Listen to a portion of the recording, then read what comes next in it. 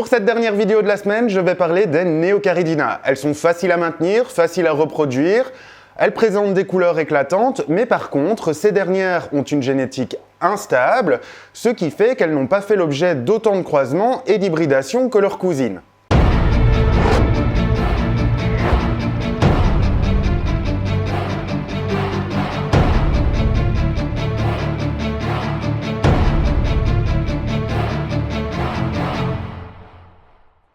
Hello, c'est Flo et bienvenue à toi si tu découvres ma chaîne sur laquelle je parle d'aquariophilie orientée invertébrés dans le but de rendre leur maintenance et leur reproduction accessibles au plus grand nombre. Tout comme leurs cousines, les Neocaridina font partie de la famille des Attiidae, donc cette fameuse famille qui compte 278 espèces et 42 genres. On est donc, avec les Neocaridina, sur un des 42 genres de la famille des Attiidae. Au sein du genre Neocaridina, on va retrouver les Neocaridina davidi, anciennement Neocaridina heteropoda, ainsi que les Neocaridina palmata. Ces crevettes sont originaires d'Asie de l'Est, on va les retrouver en Chine, on va les retrouver au Japon, on va les retrouver au Vietnam, dans la péninsule coréenne, à l'est de la Russie. Elles ont également été naturalisées dans d'autres régions du monde, maintenant je ne sais pas dire où avec certitude. Ces habitats naturels sont les lacs, les mares, les rivières, les estuaires, avec des températures qui sont plus variables pour leurs cousines les Caridina, ce qui fait qu'elles sont un peu plus robustes en termes de température. On va donc avoir des paramètres de température qui vont aller au minimum à 18 degrés, au maximum à 28-29 degrés. L'idéal étant 23 degrés pour l'élevage et la reproduction. Maintenant, avec les crevettes du genre Neocaridina, si on est un peu en dessous de 23 degrés, voire aux alentours de 20 degrés et 19 degrés, on va pas spécialement avoir de problème en termes de reproduction. Je vous l'ai dit, ces crevettes n'ont pas spécialement fait l'objet de croisements et d'hybridation à cause de leur génétique instable.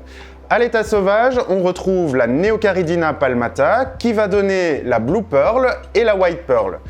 Alors, ces deux crevettes, donc ces deux variétés de crevettes, sont issues de la variété sauvage et ont fait l'objet de sélection. Donc, c'est-à-dire qu'à un moment donné, on a eu quelques variations qui ont été mises à l'écart, reproduites entre elles, pour sélectionner d'autres crevettes. On retrouve également la Neocaridina davidi, pour laquelle on a trois morphes de couleurs à l'état sauvage. Donc, la Neocaridina davidi sauvage, la Neocaridina davidi avec du rouge et la Neocaridina davidi choco. Si je reprends ces trois variétés à l'état sauvage, donc on va reprendre la première qui est la Neocaridina davidi sauvage, on va avoir, à force de sélection, de reproduction, les crevettes yellow, les crevettes green et les crevettes orange. Alors, je dis à force de sélection simplement parce que toutes ces crevettes font l'objet de variations de couleurs qui ont été sélectionnées au fur et à mesure de l'élevage et de la reproduction. On a également la Neocaridina davidi avec du rouge, que l'on a appelé la Red Cherry, et qui, elle, va donner, à force de sélection de couleurs, les différents grades Sakura, Fire Red et autres. Issus de cette crevette, on a également les Really et les Blue Really. Et enfin, il nous reste la Neocaridina davidi sauvage de la variété Choco, qui, elle, va donner les Blue Diamond, les Blue Velvet, les Blue Dream, mais également les Blue Dimery. La particularité de nos Neocaridina, c'est que ce sont des crevettes qui sont issues de sélection. Donc ça veut dire que les couleurs que l'on retrouve à l'heure actuelle dans les aquariums n'ont pas spécialement fait l'objet de croisements. Simplement parce que si je vais croiser une crevette rouge avec une crevette bleue, je ne vais pas forcément obtenir une couleur qui sera un mélange des deux couleurs. Mais par contre, je vais retrouver un patron sauvage qui va tirer vers le brun et par la suite, en faisant reproduire ce patron sauvage, je peux peut-être espérer avoir dans mes descendants des crevettes qui vont arborer des couleurs un peu plus sympas. Mais rien n'est sûr. Alors, ça s'explique parce que les Neocaridina ont une génétique qui est relativement instable. Donc, si je prends par exemple une crevette Red Fire, que je la fais reproduire dans mes aquariums, si je ne la sélectionne pas, elle va avoir tendance à régresser. Et donc ça veut dire que toutes les années de sélection pour la faire monter en grade, donc ici pour atteindre le grade de Red Fire, on a sélectionné le rouge, une coloration des pattes bien rouge, une couleur bien intense et opaque, et donc en fait on a fait évoluer sa crevette en grade. Eh bien si je ne la sélectionne pas, Au fur et à mesure des reproductions, je vais retrouver les grades précédents. Et ça, c'est pareil pour toutes les variétés de Neocaridina.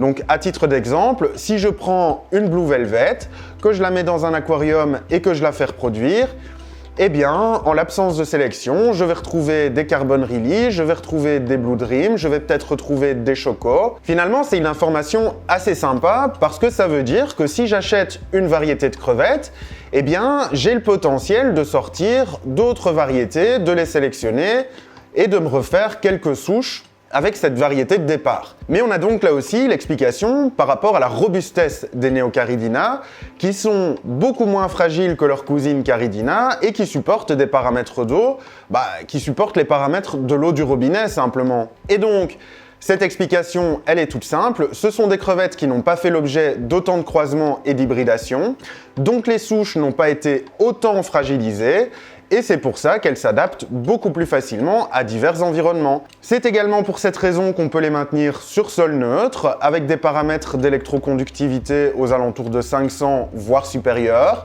des paramètres pour le GH aux alentours de 8 voire supérieurs, parce qu'il n'est pas rare avec de l'eau du robinet d'avoir un GH qui va jusqu'à 20. Maintenant toutefois, on fera attention sur ces paramètres en termes d'acclimatation. En termes de pH, on est aux alentours d'un pH qui va être 7,5, 8. Elles le supporteront très bien. Le KH devra être égal à 5 au minimum pour garantir la stabilité du pH. N'oublions pas que nous sommes sur sol neutre. Et la température idéale d'élevage sera de 23 degrés. Finalement, pour résumer cette vidéo, on va pouvoir dire que les Neocaridina font partie de la famille des Attiidae.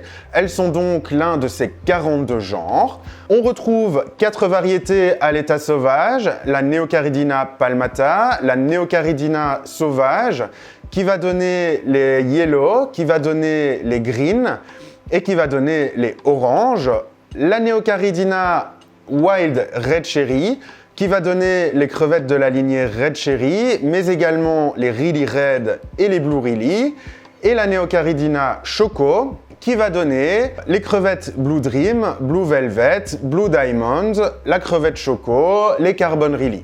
On retiendra que la génétique est instable et que donc si l'on prend une souche de Neocaridina, il va falloir continuer le travail de sélection pour maintenir la qualité de la souche, la qualité du grade, car comme je vous l'ai dit, on a une crevette avec quelques couleurs que l'on va continuellement faire chercher à évoluer en sélectionnant les crevettes les plus colorées.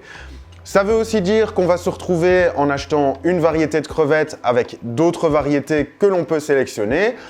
Et honnêtement, moi je trouve ça très chouette. Il y a juste un point que je n'ai pas abordé. Alors, on a vu que chez les Caridina, il existait différentes mutations qui ont fait l'objet de sélection, croisement, hybridation. Chez les Neocaridina, a priori, il n'y a pas de mutation connue à ce jour.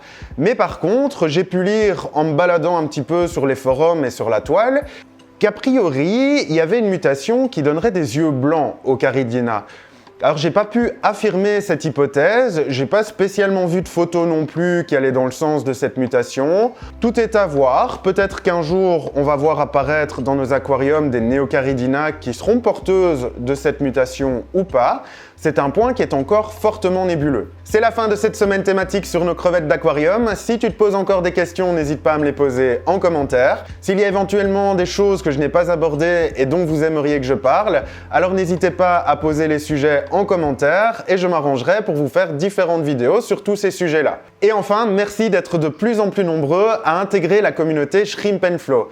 La chaîne évolue lentement mais sûrement et c'est grâce à vous. Il n'y aura pas de vidéo ce lundi, pas simplement parce que j'ai envie de me reposer un petit peu après cette semaine marathon, mais par contre, je vous retrouve le lundi 28 décembre à 16 h.